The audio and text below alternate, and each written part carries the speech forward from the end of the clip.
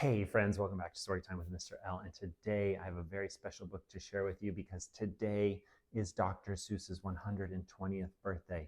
And I know in the last few years, Dr. Seuss has taken a bit of a beating in the press over a number of racist images that he has put in his books in the past, and 6 of his books are no longer in print.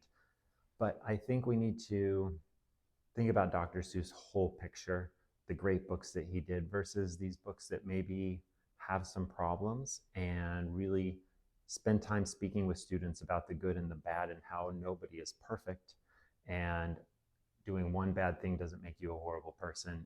And so the book I'm going to do today is And to Think That I Saw It on Mulberry Street, which is Dr. Seuss's first picture book, and is also one of the 6 books that has been removed from print. This book is no longer being printed. You can only buy it used. And this book has always been one of my favorites for the story. And I think it's important that when we read stories like this to children, that the magic and wonder of the story comes first. And then we can sit back and say, why is this book no longer being printed? What is it about Mulberry Street that makes that a book? And in case you don't know, we'll talk about that too.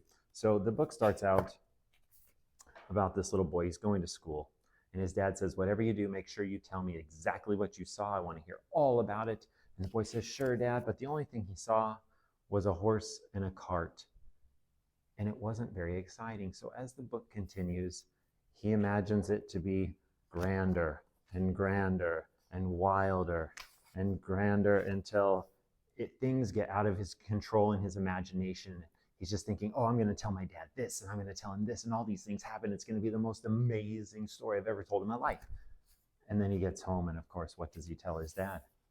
Does he tell him the truth, or does he not tell him the truth? And I guess you'll have to read it to find out if he tells him that he saw this, or if he tells his dad that he saw, let's get back to it, this. What would you do? And so now we get into the second part of the story.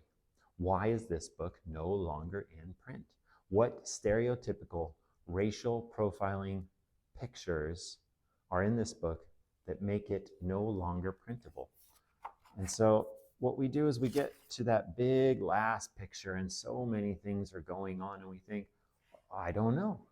And this is something I do with grade 4 and I do with grade 5, is we look at these 6 books.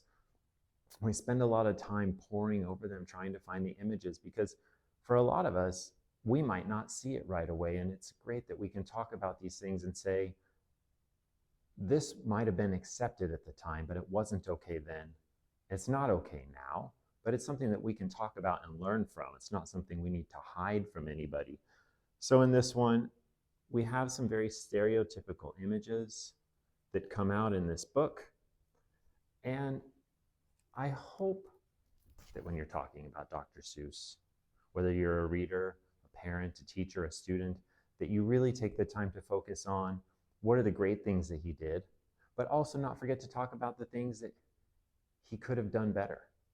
All right? All of us, there's things that we could do better.